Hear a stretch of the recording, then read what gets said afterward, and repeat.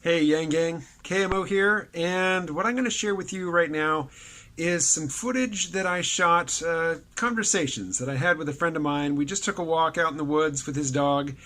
My friend is a dedicated Bernie Sanders supporter, and he is not pleased that I like Andrew Yang.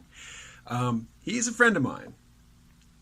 My continued friendship with him is more important than scoring points on YouTube or, impressing the Yang Gang. If you can respond in a reasonable way in the comments, that would be great. If anybody is insulting to my friend, I'll just simply delete your comment. So, that's just how it is. Alrighty, here is a conversation about Andrew Yang as opposed to Bernie Sanders. And they're not opposed. The two men are not opposed to one another. And it is an unfortunate effect of our political process that it's hard to talk about them in terms that aren't adversarial. All right, here we go.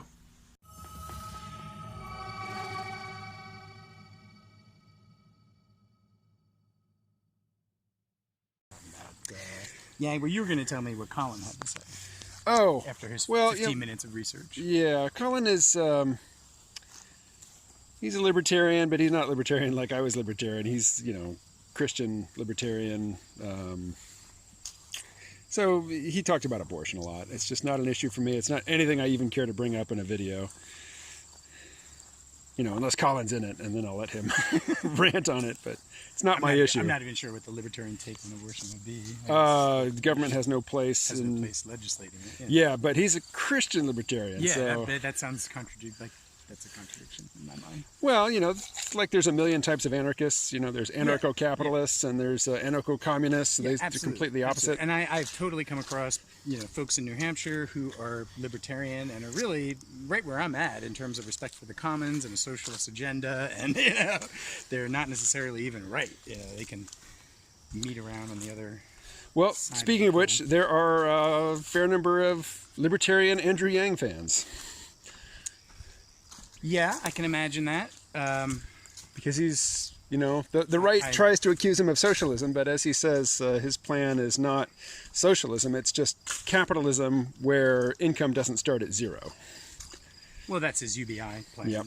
That's one of several kind of agendas he threw out there on his policies. His main three, when you go to his website, though, he's got three big policy proposals. Yeah, Medicare for all, freedom dividend, and then human-centered capitalism, which is basically getting away from GDP as the measure of the health of the economy, and looking at people rather than investment capital. Yeah, he does a very good job of, complaining about the problems. Every one of those issues pages has a section on the problems, and he certainly, is able to talk about a lot of the problems, especially as they affect kind of people who are not necessarily aware of the political dynamics that we live in. They're really, generally there's not a lot of proposals there. There's a lot of whining about, particular effects of these problems like climate change or the economy or whatever, UBI, Well, UBI is not a complaint, it's a proposal. Well, there's a list of complaints there. There absolutely is a very long list of complaints there, and more complaints than real proposals. Actually, UBI, he does have a very just obvious proposal, $1,000 a month for everybody. I just, generally that doesn't ring to my ears. I don't need another 12 grand, personally. It's opt-in. I would rather we were more directed in the money. It's also not a lot of money. You ain't living on 12 grand in very many places in this country. So it's not like we've really decoupled anybody. It's not the dole, like they had in Europe, where they would really cover your expenses, and let you be an artist. That's not really the case here. You're still really struggling. Where, $12,000 a year is nothing. It's very hard to live on that, So, I don't know, it's a weird middle ground, and, getting back to, basically that was his only issue in the beginning, and when he got onto the Humanist Report, he, did an interview in there, pretty lengthy interview. That was a great interview generally, but he was a little stuck when he asked, how are you going to stop the Republicans specifically from removing welfare and replacing it with this UBI? Because that's obviously what they're going to do. That's just, a lot of people on the right love the sound of UBI because they can imagine getting rid of all of welfare and replacing it with this UBI, which plays into their hands, He didn't have a good answer to that at all. It was like he hadn't thought of it, quite honestly, That's odd, because I've heard him give just flawless answers to that in other places. What does he say? Well, and what can you say? How are you going to really stop, that? His idea for the freedom dividend is that it's an opt-in thing. If you would prefer to continue to get whatever aid you're already receiving, which would be rational if it comes to more than $1,000, you're welcome to do that.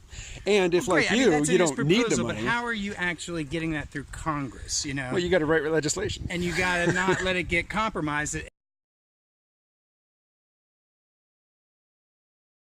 Let's get right to it. Geoengineering. Right, yeah, geoengineering. Let's step back and, realize that geoengineering is the solution of the elites, right? The IPCC, International Intergovernmental Panel on Climate Change. Basically, the reports they've been putting out recently say that we're pretty much screwed if we don't do geoengineering. If we don't actually somehow extract carbon from the environment, we're really screwed. So it's already kind of baked in. They expect this to happen, right? They are counting on it happening. And even just right now, in the dialogue, what does that enable them to do? It enables them to not really worry about the emissions that are currently happening, because we'll fix it in the future. That's baked into all their calculations, all their charts, all their estimations as to when this or that cataclysmic thing is going to happen is all prefaced on this idea. So, Eisen, stop. Generally, geoengineering as a political stance right now is an elite stance. I can't really see it as anything other than that.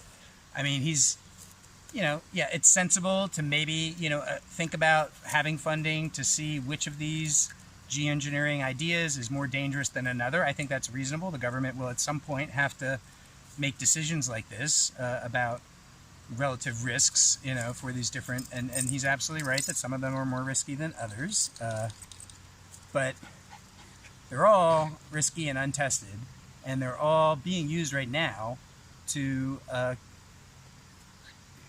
punt the can further down the road and not actually stop our emissions.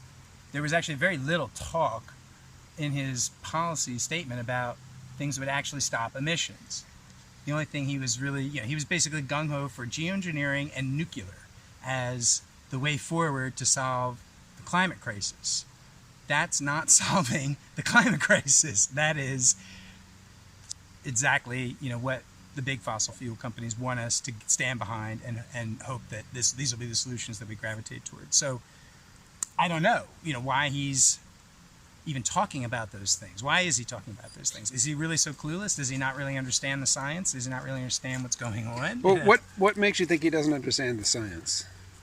Because I don't hear any mention of it, really. I hear a lot of mention about how great geoengineering is going to be, but I don't really hear much. You go to Bernie Sanders' climate. It's actually called the exact same thing, combat climate change, but then he's got a little rider on it, and pass a Green New Deal. Right? So he's got both issues really combined together, which honestly is where that needs to be if you're going to even have any chance of actually getting any political traction on this. Just right off the bat, Yang is naive to think that he's going to talk about switching over to renewable energy and giving up on fossil fuels without getting any resistance from the millions of people that, directly and indirectly work for the fossil fuel industry in this country. There's just so many people and so many families who are just in that industry, and they're very concerned when they hear talk about removing their industry without additional talk about what we're going to do about the people who are currently in there. And that's what the Green New Deal does, of course. And if you go to Sanders' page on climate, or if you go to Warren's page on climate, they're both supporting a Green New Deal because they know that that's a political necessity if they're really going to be serious about trying to switch to renewables, because there is this very large block of people who are currently employed by these people and they don't want to lose their job. And you can't really walk in and pretend like they're not there and effectively say things that are going to take their job away. It's just politically silly. Yeah. Would you be more impressed with Yang as a candidate if you heard him speaking directly to that concern?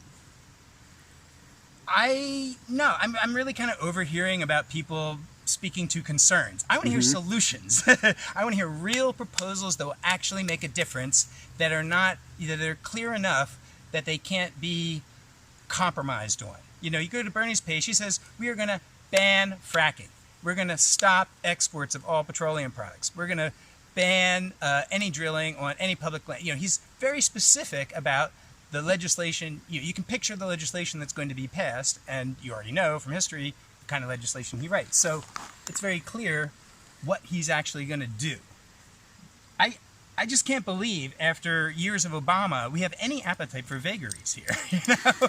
We should be really insisting on incredibly specific policy proposals that are super clear about what they intend to do, so that we can, you know, if the majority of people vote for that person, we know the majority of people are actually interested in this particular implementation of a solution to those problems, right? If you just whine about the problems and get elected, you have unlimited ability to meet those, implement those solutions in any way you want, and that's, you know, basically a big hole that the powers that be, the corporations and such, are just going to drive right through and exploit, and we're still really not going to be in any different place.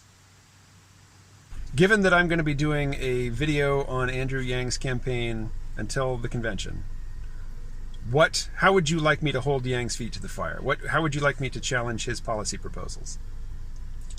I would, in each case, like you to look at those proposals in light of how the legislation, the proposed bill, would be written, and then think through what tactics the opponents of this legislation would use to pervert, amend, and change these proposals, these bills, and what they might look like when they wind up back on President Yang's desk to be signed, and if they're too perverted, will he or will he not sign them? You know, these are the questions we really need to ask, because he's not going to arrive there with the kind of mandate that some other candidates are going to arrive at. He's not going to probably be able to push, you know, a major sea change in Congress. He's just not got that kind of a political movement behind him. He's going to be, you know, up against the odds and desperate for allies. And what will these proposals wind up looking like? So you think the seasoned sharks are just going to gut his proposals, and it'll say UBI or freedom dividend, but it won't be anything like what Andrew Yang was campaigning on? That is very possible. You know, I think, you know, this is the tendency in politics. I mean, look at Kamala Harris. Look what she's out there pushing, supposedly Medicare for all. You go dig into it, it's Medicare Advantage for all. She doesn't actually want to fix Medicare. She wants to keep it broken, but give it to everybody so that we all have to run out and buy this Medicare Advantage program, which, of course, feeds into her donors from the insurance company. So, you know, there's this general tendency, even in people that are supposedly on our side, to water down legislation, compromise on positions, to enable certain industries to continue to profit highly, because that money flows right back into their campaigns at the end of the day. Yeah. Not that I'm accusing Andrew Yang of taking corporate donors. I don't know actually where does this money come from. Is he got any ties to corporate Democrats, or is he just 100% donation based, or how is he? I will investigate. I think that's an important question, because we can imagine that we really do have to follow the money. You know, I really have a hard time, you know, really supporting anybody who's taking money from rich people. You know, he's definitely not. He's taking money from some billionaires, right? Because they put out the list of candidates who, you know, who was it? Pete Buttigieg actually was on the top of the list with, like, I don't know, what was it, like 30 billionaires or something had contributed to his campaign. Bernie was there alone at the bottom with zero, no billionaires. So Yang has at least gotten one billionaire to give him some money. So that makes me kind of instantly suspicious, quite honestly. You know, what is Andrew Yang going to do for that particular billionaire? I don't know. I'd be curious to hear who he was, what his agenda was, why he thinks that this is a good thing to do. Yeah, I think you got to follow the money.